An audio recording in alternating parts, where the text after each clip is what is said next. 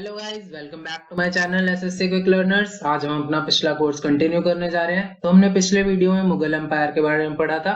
तो हम बाबर और हुमायूं के बारे में पढ़ चुके थे। अब बात हो रही है अकबर की। तो अकबर का जो शासन चला था वो 1556 से लेकर 1605 तक चला था। अकबर ने जो अपना सबसे पहला इंपॉर्टेंट बैटल लड़ा वो किसके अगेंस्ट लड़ा? हेमू के अगेंस्ट। और इसी बैटल को हमने बोला बैटल ऑफ पानीपत सेकंड या सेकंड बैटल ऑफ पानीपत। 5 नवंबर 1556 को सेकंड बैटल ऑफ पानीपत लड़ा गया, जिसमें अकबर ने हेमू को हरा दिया और बैरम खान जो अकबर के गार्जियन थे उन्होंने हेमू को मार दिया। 1556 से 1560 तक अकबर ने बैरम खान को अपना वजीर नियुक्त किया। 1560 के अंदर बैरम खान को अदम खान ने मार दिया। अदम खान कौन थे? तो ये महामंगा के बेटे थे। और कहां पे मारा? काठियावाड़ फोर्ट पे मार दिया। आगे बढ़ते हैं।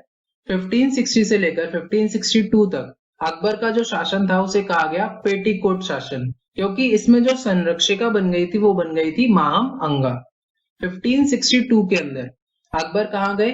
ख्वाजा मोइनुद्दीन चिश्ती की दरगाह पर गए। और ये दरगाह कहाँ पे है? अजमेर पे है। यहाँ पे एक इंपॉर्टेंट स्टोरी है कि यहीं पे अकबर को कौन मिला? राजा भारबल मिले। और यहीं पे राजा भारबल ने हरक्का बाई से शादी का प्रस्ताव रखा। आगे बढ़ते हैं।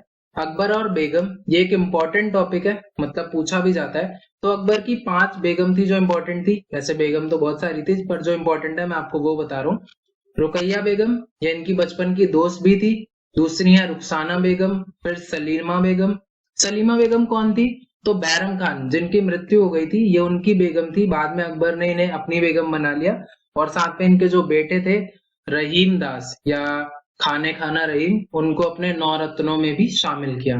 उसके बाद है मरियम उज्जमानी। और आखिरी है हरक्का बाई।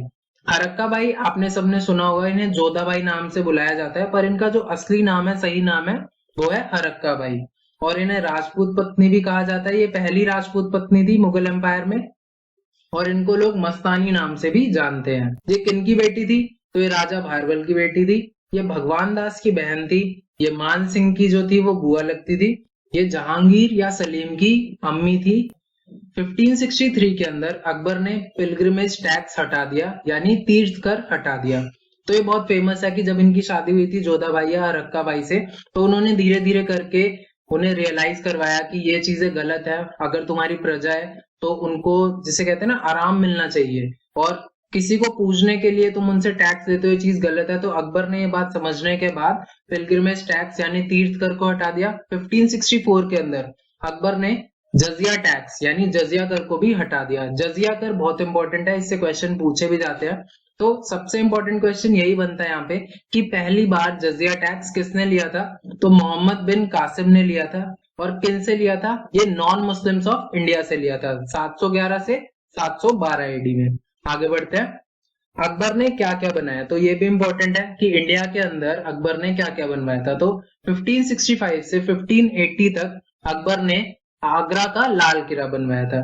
आगे लाहौर फोर्ट यानी लाहौर का किला बनवाया। इलाहाबाद फोर्ट यानी इलाहाबाद का किला बनवाया। साथ में अकबर ने 2 सिटीज बिल्ड करी थी, एक थी फतेहपुर सीकरी और दूसरी थी इलाहाबाद सिटी। इलाहाबाद आप शब्द समझ सकते हो, जहां पे अल्लाह का वास हो उसे इलाहाबाद सिटी के नाम से जाना गया। उसके अलावा एक बहुत इंपॉर्टेंट चीज बनवाई, वो था बुलंद दरवाजा। कब बनाया गया ये? 1573 में। और ये क्यों बनवाया था? जब गुजरात विजय हुई थी अकबर की, तो उसकी खुशी में उन्होंने बुलंद दरवाजा बनवाया था। कहाँ बनवाया था? फतेहपुर सीकरी, उत्तर प्रदेश में। ये वर्ल्ड का हाईएस्ट गेट है और इसकी हाइट कितनी है? 176 फीट हाई है ये। उसके अलावा पंचमहल बनवाया था। ये किसके लिए बनवाया था? हरक्का बाई के लिए बनवाया था। इसको ड्रीम ऑफ स्टोन्स के भी नाम से जाना जाता है। और पंचमहल कहाँ पे बनवाया था? फतेहपुर सीकरी के पास बनवाया था। उसके अलावा इन्होंने शेख सलीम चिश्ती की जो दरगाह थी वो भी बनवाई थी। और ये भी कहाँ बनवाई थी? फतेहपुर सीकरी में। और ये किस खुशी में बनवाई थी? जब जहांगीर या सलीम पैदा हुए थे, तो उस खुशी में इन्होंने शेख सलीम चिश्ती की दरगाह बनवाई थी फतेहपुर सीकरी में। आगे बढ़ते हैं। अकबर की 2 कैपिटल थी, एक तो आगरा जो इनकी पहली कैपिटल थी, और दूसरा जो इन्होंने शहर बसाया फतेहपुर सीकरी, वो इनकी कैपिटल रहा कुछ दिन तक। आगे बढ़ते हैं। अकबर का जो शासन था इसको गोल्डन पीरियड ऑफ हिंदी भी कहा जाता है, यानी ये हिंदी भाषा के लिए बहुत अच्छा टाइम था। 1574 में तुलसीदास ने यानी तुलसीदास जी ने रामचरितमानस की रचना की थी। कौन सी भाषा में? अवधी भाषा में। रामायण की रचना पर्शियन लैंग्वेज में किसने करी? ये क्वेश्चन पूछा जाता है। तो किसने करी थी? अब्दुल कादिर बदायूनी ने की थी। और इंग्लिश में किसने की थी रामायण की रचना? तो चार्ल्स विंकिस ने करी थी। तुजुक बाबरी या बाबरनामा, इसका पर्शियन में अनुवाद किसने किया? तो अब्दुल रहीम खाने खाना ने किया। आगे बढ़ते हैं। 1575 में अकबर ने इबादत खाना बनवाया, कहां पे? फतेहपुर सीकरी में। ये एक वर्शिप प्लेस था, यानी पूजा करने का स्थान था। 1576 में अकबर ने अपना सबसे इंपॉर्टेंट बैटल लड़ा। तो ये बैटल किसके बीच में लड़ा गया? अकबर और महाराणा प्रताप के बीच में। इस बैटल का नाम है बैटल ऑफ हल्दीघाटी। ठीक है। महाराणा प्रताप इंडिया के उस टाइम के सबसे मेन रूलर थे, हिंदू रूलर थे, और ये बहुत फेमस थे। ऐसा माना जाता है कि इनकी हाइट 7.5 फीट थी, 209 किलो का इनका वजन था। ये 60 किलो का भाला चलाते थे, 80 किलो का बॉडी आर्मर पहनते थे, और साथ में इनके जूते 20 किलो के हुआ करते थे। और चेतक जो था इनका घोड़ा था, आपने वो कविता भी सुनी होगी कि चेतक हवा से बातें करता था, इतना तेज भागता था। तो उस टाइम पे महाराणा प्रताप बहुत फेमस थे। और इस युद्ध का जो रिजल्ट है वो अभी भी क्वेश्चंस में है, क्योंकि अभी केस चल रहा है इस पे कि कौन जीता था, कौन हारा था। पर अगर एसएससी एग्जाम्स होते हैं तो आप यही मार्क करेंगे कि अकबर ने महाराणा प्रताप को हरा दिया था। आगे बढ़ते हैं। 1577 के अंदर अकबर ने मनसबदारी सिस्टम को शुरू किया। ये एक मिलिट्री ऑर्गेनाइजेशन था, और ये किन से लिया था? मंगोलों से लिया था। इसके अंदर क्या होता था? छोटे छोटे मनसब होते थे और उन मनसबों के लीडर होते थे। तो मैं आपको एग्जांपल दे देता हूँ। जैसे प्रिंस सलीम हो गए मनसब के लीडर, और इसके अंदर कितने सोल्जर हो सकते थे? 10 से 10,000 सोल्जर हो सकते थे। दूसरे मनसब के लीडर हो गए मान सिंह, और इसके अंदर कितने सोल्जर हो जाएंगे? 7,000 सोल्जर। भगवान दास हो गए, जो भाई थे फरक्का भाई के, तो उसके मनसब के अंदर कितने सोल्जर हो जाएंगे? 5,000 सोल्जर हो जाएंगे। तो इस तरीके से छोटे छोटे मनसब बना दिए गए और उनका एक लीडर नियुक्त कर दिया गया, और इसको कहलाया गया मनसबदारी सिस्टम। और इसको शुरू किसने किया था? अकबर ने किया था। कब किया था? 1577 में किया था। आगे बढ़ते हैं। 1581 से 1582 तक अकबर ने एक और नया सिस्टम स्टार्ट किया, जिसको बोला गया दीन ए इलाही। इसमें क्या होता था कि जो राजा होता था, यानी इनका जो शासक होता था, उसे अल्लाह के समान माना जाता था, और उनके पैर चूमकर उनको, जिसे कहते हैं ना, सलाम किया जाता था। तो इसके अंदर 18 मेंबर हुआ करते थे, और 18 में केवल एक हिंदू थे। कौन थे? बीरबल या फिर महेश दास। अब्दुल कादिर बदायूनी ने अकबर की इस पॉलिसी को क्रिटिसाइज किया कि ये सही नहीं है। अल्लाह तो एक ही है, उनकी छवि माना जा सकता है रूलर को, और उनको ऐसे पूजना या उनके पैरों को चूमना ये सही नहीं है। 1600 ईस्वी के अंदर ब्रिटिश ईस्ट इंडिया कंपनी की फॉर्मेशन हुई। कहां पे? लंदन में हुई। और उस टाइम पे इंग्लैंड की क्वीन कौन थी? तो एलिजाबेथ वन थी। 1605 के अंदर अकबर की मृत्यु हो गई। किससे हुई?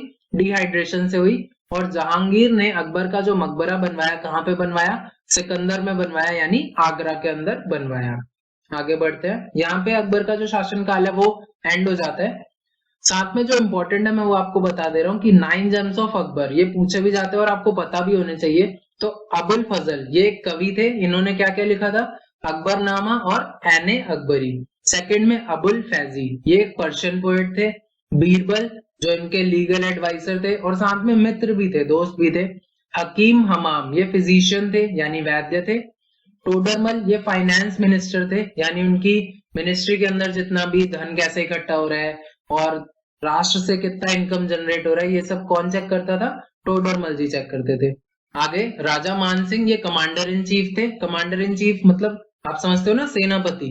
और अब्दुल रहीम या रहीमदास, जो मैंने आपको बताया था कि बैरम खान के बेटे थे और हिंदू कवि थे, इन्हें भी नौरत्नों में शामिल किया गया।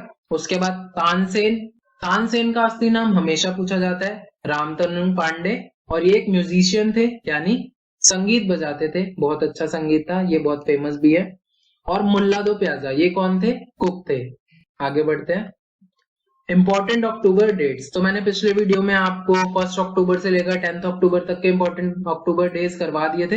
अब मैं आगे कंटिन्यू करता हूँ। 14 अक्टूबर को वर्ल्ड स्टैंडर्ड डे होता है। 16 अक्टूबर को वर्ल्ड फूड डे के रूप में मनाया जाता है। 20 अक्टूबर को वर्ल्ड स्टैटिक्स डे के रूप में मनाया जाता है। 24 अक्टूबर ये बहुत इंपॉर्टेंट है, यूएनओ डे कहते हैं इसे, यूनाइटेड नेशन डे। पूरे विश्व में शांति बनाए रखने के लिए यूनाइटेड नेशन की स्थापना की गई थी।